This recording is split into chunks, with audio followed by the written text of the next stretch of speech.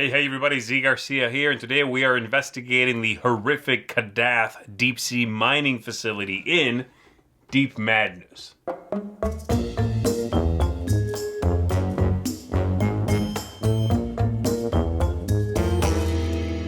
Something has gone horrifically wrong under the waves, and so you and your team are sent into this deep-sea mining facility to investigate what's going on. You are going to be moving around the station, the facility. You are going to be encountering monstrous things. You are going to be doing combat, taking on missions, that sort of thing in this game. It's sort of a dungeon crawl under the water, and that comes into play thematically in a couple of different ways. But it's a tough game. It's a horror-driven game, and it's got a lot going on in it. So let's go ahead and take a look at it. I'm going to show you an overview of how everything works. We'll come on back after that. I'll tell you what I think of it. Here we have the game largely set up for the first scenario. The players in this scenario are attempting to gather these 3 clues. They'll research those, pick them up, and then bring them over here to the game's objective. If they manage to do that, they will win the game. And then we'll lose the game in one of many different ways, but mainly by having the time run out, having this token go all the way to the end, or by having one of the investigators die in the game. Each round is going to be played over 4 different phases. The first phase is the Devour phase, in which this token here will move along, and then usually you will devour one of the rooms in the game, flipping it over to this reddish side and putting a spawn point on it, as well as some other effects on that room. Next up, we've got the spawn phase, in which the monsters will actually show up onto the board. Then we have the activation phase, in which the characters, the players, and the monsters will take actions in an alternating fashion. And then lastly, the refresh phase, in which you'll reset some things in the game. And so we will go ahead and start with the first phase in the game, the Devour phase. This token would move along to the next spot. You would have to do the action of the token. In this case, it's the basic one, simply devour a room. But sometimes later on, it might be a different event based on whatever scenario it is you are playing. In this case, for example, players will start running out of oxygen. And so right here, we are going to devour a room. We flip one over and we check what room number it is. In this case, 22. This is tile 22 right here. So we will remove these sunken tokens for a moment. That means the room is flooded. And we will flip it over. And now we will, as the players will have to pick a spot, one of these 2 rooms on that tile, to be the spawn point. They'll go ahead and pick this one. And in the other one, or every other room, they have to put out a negative effect at random. So there we go. We'll put that out there. And that's it for the Devour phase.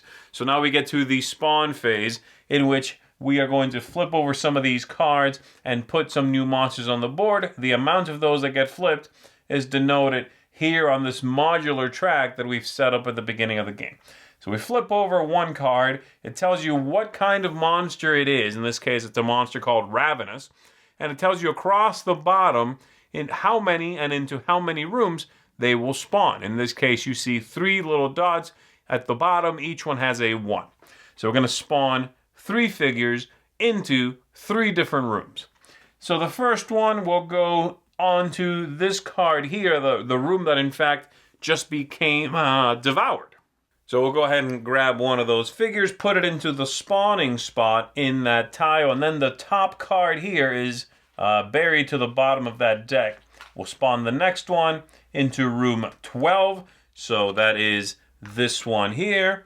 And then the third one and final one for that card anyway goes into room 15, and room 15 is right here. There we go. That's the first one. Again, we're doing 3 of these cards. We will flip another one, Delirium, into 2 rooms, 1 time each. And so the top card, which would have been buried, is now 1. And 1 is here in the middle, so we put out Delirium right there, and then we bury that, and it goes into room 2. And room 2 is this one right here. And then the final one is Putrid into a single room and a single one of those. So we'll bury this card right here and put out the Putrid into card 20 in this case. So here we go. Putrid is actually spawning into the spot in which the investigators are starting the game. All right, which I might remove for the sake of simplicity in explaining the game, just because it might make it a little bit easier. I might go ahead and fake that and say that it started over here. Okay, just to allow me to explain things like movement and combat. You know, a little bit later, combat itself. So there we go. That is the spawn phase, and now we do the activation phase, in which, using this token here, we are going to alternate between a character taking actions and then a monster taking actions, and so on down the line. So it'll be Samuel Smith, then Delirium, then Arthur Wayland here, then the Twisted Monster, Randy, Putrid, Roman here, and then the Agony Monster, and so on, all right? And so starting from Samuel Smith, whoever is playing that character would have this card in front of them, which I have not set up just for the sake of space. And this card will tell them health, sanity. They might start with something. So for example, this character here begins with a gun in their display, in their area, and possibly some special actions they may take. But the players have a few different actions that they can take in the game. Those actions are as follows. They can move from one spot to an adjacent spot, assuming there are not enough monsters there to slow them down. You would check your number versus the monster's escape number and see if you can beat that. If so, you can move. You can attack by choosing a power, choosing a weapon, whether it be ranged or melee, rolling the dice and seeing if you hit that monster. We'll come back to that in a little bit. You can search once per round by drawing a search card over here and seeing what you get. In this case, we have our character here, Samuel Smith, who just drew a protective suit that it looks like it gives them resistance +1. When they would be attacked, they're going to roll an extra die to see if they can shrug off those hits. All right, fantastic. And then you can also trade with other players. You can rest, which allows you to get rid of mental stress. You can lock or unlock a hatch, which allows you to slow down monsters coming into your space by possibly passing a die roll. Or, if there's components that say action something, then you can do that as an action as well. And so we have Samuel Smith here, who, let's say they're going to get 3 actions. All of our heroes here are going to get 3 actions. So they went ahead and drew a card. By searching the space they're in, they are going to move for the second action, and they are going to move in here for the third action, and they are done. All right, and now we would move the token down, and Delirium would activate. Now, all the monsters have a script on the bottom half of the card that lets you know how they activate, how they move, how they attack, and so on. And so as you can see there, across the center, it tells you, a series of moves and attacks and possibly special abilities. And then across the bottom, you are going to have some text that is going to let you know how the monster behaves, any special attacks, things like that. And so in this case, we have a move, a special, and an attack. So all of these deliriums are going to move one space towards our protagonists. So this one is going to move. It will do its special, which is choosing an investigator within one range of it and then rolling a die, possibly damaging that investigator. Or in this case, what the delirium does is pull them into itself with its tentacles, and then it is going to attack. But again, it has a range. Right now, everyone is outside of it. And then this one will also activate, moving in here. Those are the only 2 on the board. And so once that's done, then we go to the next character. And again, this goes back and forth. Arthur Wayland here is going to take their action, and they are going to take their 3 actions, same thing. So they might, once again, Arthur Wayland is this one right here. They might investigate. They drew a depth charger. This is during your activation, they may flip this card to perform a free move in a flooded space without exhausting oxygen, which I'll get to in 1 second. So they might do that. They might move themselves. They might make an attack. This continues back and forth. Once this phase is over and we get to the the refresh phase, then we might take care of some other things. But mainly what happens is whichever character was first is going to move to the end of the line. This token would have been here by then. and everyone else is going to move up. Now the monsters stay put, but the monster that each player is linked to is going to shift 1. And then we go to the beginning here. We do another advancement on this track, possibly flood some rooms, possibly other things. Devour a new room if it's asked for on the track here, and do a new spawning phase, and then once again, activations for all the players. The idea with flooding in this game is that every player has one of these dials here, and every time you take an action that starts in a flooded space, so Samuel Smith moving in here was fine, but now their next action would trigger this, you are going to lower that by 1. And so the oxygen will slowly deplete until eventually, unless you end your entire turn in a room that is not flooded and reset this, if you do so, you will eventually start having to roll dice and possibly take hits if you continue spending time in flooded spaces without coming out of those rooms and ending your turn outside of them. So that's what these do, and you will deal with this before you actually fulfill that action that triggered it.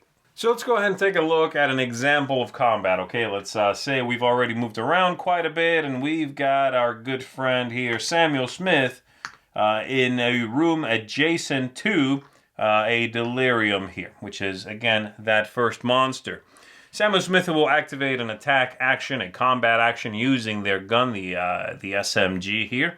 And the SMG and all the weapons across the bottom will let you know a few different things. So you've got range, you've got how many dice you'll roll, target hit, what you need to roll to hit, and then each of those hits, how much damage it does. All right. So in this case, it's a range of 2. So fantastic. This monster's within range. He will roll 5 dice, and each of these dice must roll a 5 or better to do 1 damage in this case. Now the monster, in this case Delirium, lets you know on its card how many hits it takes to kill, but it also has a resistance, which is how many of those hits it will shrug off before they actually start hurting him.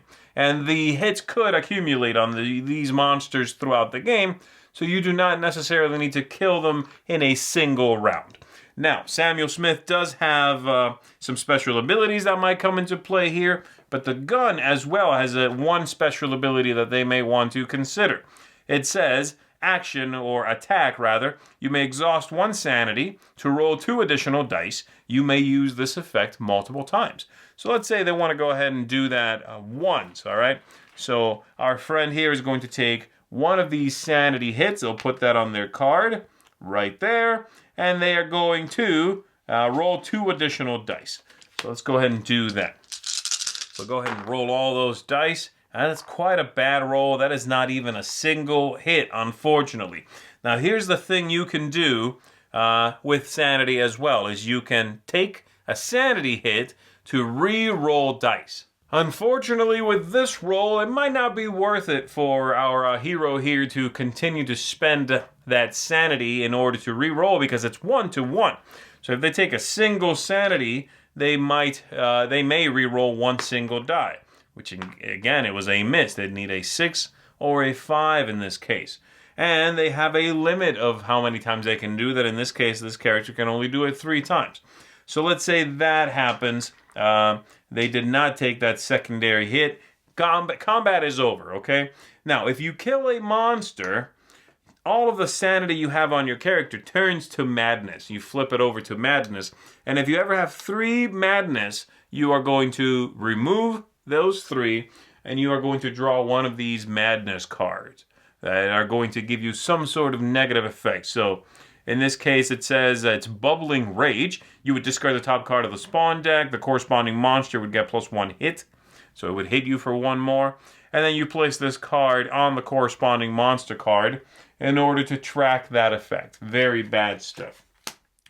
However, you can take a rest action and get rid of any of these, and reset your ability to trigger powers with these, mainly re-rolls. But once they flip over, they're going to be a little bit harder to get rid of, and you might end up taking a bad effect over here. The number of these you flip over is based on the monster, and it's also possible that when you would flip some over, you don't have any more to flip or none at all. If that's the case, then you'll draw one of these good cards for every one of these that you could not flip over to a madness, and these, of course, will have good effects on them. So this one, for example, you find some writing from someone who was on this station before, or possibly a recording. And at the bottom of that, this is all flavor text pretty much. The only rules text is way down here, which simply says, you may heal one wound from yourself. So that sort of thing is what you can expect. Now, when you are attacked, you will also, unless somehow hindered, roll 2 dice and shrug off hits yourself on shields. And so in this case, I would take however many hits I was supposed to. Clearly, I can't roll today. But if I roll, let's say, one of those, I'm stopping one of those hits. If my resistance goes up by 1, I'll roll 3 dice. If my resistance goes down by 1, I'll roll only one of these dice. All right? Besides that, and the general overview of the game, which you've by now gotten, you'll be dealing with a few other different things. Some of the characters, of course, have special abilities. If you end up in specific rooms, you might be wounded or driven slightly insane, possibly roll fewer dice. You might be slowed in the game, or you might be entangled in the game, which would force you to waste actions in order to just remove that condition marker from your character. And all of the monsters will do slightly different things. Some are faster but hit you for less. Some of them even attach themselves to your character, will move with you, like the Hysteria here. And every time they activate, if they are attached to you, they'll simply damage you, they'll hurt you. So lots of small variability throughout the game. And of course, you've got a few other monsters as well, and a few ways to make the game even harder. Though the game is extremely difficult as it is. We'll talk about that soon. So there you go. That should give you an idea of how the whole thing works together, the different phases, and what you are attempting to do, how things will move around the board. Everything else I'll just go ahead and omit for now, because I think that's enough for an overview. So let's go back up top, and let me tell you what I think of the game, and just generally how I feel about it. Alright, so that is Deep Madness. Let's talk about this. I'll start with the things that I thought were just okay, and then I'll talk about the things I really enjoyed in the game. The strategy and tactics and luck, all of that, there's tons of dice chucking in this game. I mean, it is that style of game, so I can't fault it too much for that. It's a theme-driven kind of story. The dice are going to help you tell that story, but there's still a lot of luck, and you are rolling dice for a lot of different things. Not just, do I hit? But do I get hit? Can I keep monsters out if I close a hatch? And can they break through that hatch? Lots of different things. So it is a lucky game. There's no doubt about that. And then the aesthetics, of which I am of two minds, because the minis look great. The overall ambiance is great. But the game printing is so extremely dark. Everything is a little hard to see, except, again, sort of the minis on the board. They look good. Everything else is so dark. The illustrations on the monster cards are very abstracted. They have a cool look, but it is hard at a glance to tell what it is, which monster is which, honestly. Especially for, the first 20, 30 minutes or so that you are playing. When a monster activates, you're going to need to pick that card up, look at it real closely, look at your minis, and figure out which sort of abstract blob thing with tentacles is which one out there in the tray of plastic. I wish the artwork was less esoteric, maybe. I don't find this as conducive to what's going on. I get it. It pushes the sort of horrific undertones of the game, but it's just not as usable as I would have liked myself. The other thing they give you is a whole bag. Where are these things? They're over there. It's a whole bag of these plastic, sort of markers for the monsters, just like the heroes had in different colors, right? And you're supposed to stick onto them if the monster is wounded. Not only does the whole bag of those tokens not fit back in the box after you've punched all the cardboard, it will not. but they're just not that useful, you know, and they're kind of a mess anyway. So just put that wound near the monster. You're good. That works just fine. So I don't really like that as a component, again, from the aesthetic sort of point of view. Things I did like, okay? The theme is superb. It's thematic, it's immersive, it's engaging. It keeps you, if you enjoy horror sci-fi stuff, this is a solid theme. I think you're really going to get into it. There's replayability. There's a solid amount going on for replayability as well. There's 6 or so missions, so that's good. You are using all of the heroes in every mission, unless you're playing with fewer of them, but there aren't any that are extra. You saw all the ones that are in the base game. And then the monsters, you saw almost all of them in at play. So there's not a lot of variability from there.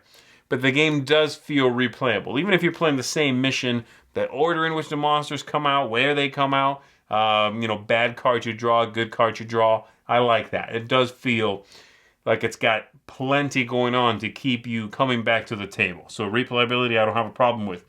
Game length, the game is long, but it's got a solid evolving storyline. Your characters are going to get stronger as the baddies get stronger. I like that too. Dealing with the oxygen in some of the missions, that's neat. I like that. So even though the game is lengthy, it warrants that length, I find. And then, lastly, just the ease of play, which I have to say is probably my favorite thing about this game, is that upon first blush, you're thinking, this is another one of those bloated Kickstarter minis games with solid sculpts, a really cool, package for those of us who want to paint miniatures, but a so-so game underneath the hood. It's a package of minis, right? I would not say that about this game. The mechanisms at play here, what's going on the board, the game itself is not just solid, but streamlined. There's a real simple turn flow to the game. The concept of, taking alternating turns with the monsters, I like that a lot. I like, rolling to hit and the way weapons work. That's clean. Just mechanically, this game is solid. It's not original. There's very little original here that I haven't seen in a minis game from another company before, but it is well implemented. And the combination of sort of tried and true mechanisms with this cool theme, I think makes this a very worthwhile purchase for people, So overall, I did enjoy Deep Madness. I was, of course, drawn first to the sci-fi horror theme, but I stuck around because the mechanisms in the game are well implemented and just, rock solid stuff. And it's easy to get into. You can just sort of go with the flow with it and not get bogged down in too much, anyway, minutia. So there you go, Deep Madness. This one gets a seal of approval from me. I would certainly recommend you check it out. I will be doing a video for the expansion as well and the Kickstarter extra content. So there's a couple more videos that will tie into this product. Check those out. And that's it for me. So again, seal of approval from Deep Madness here. Thanks for checking this out with me. I'm Z Garcia. I'll see you on the next one. Thanks so much for watching the Dice Tower videos. Find more great videos and reviews, as well as our top-rated audio podcast at Dicetower.com.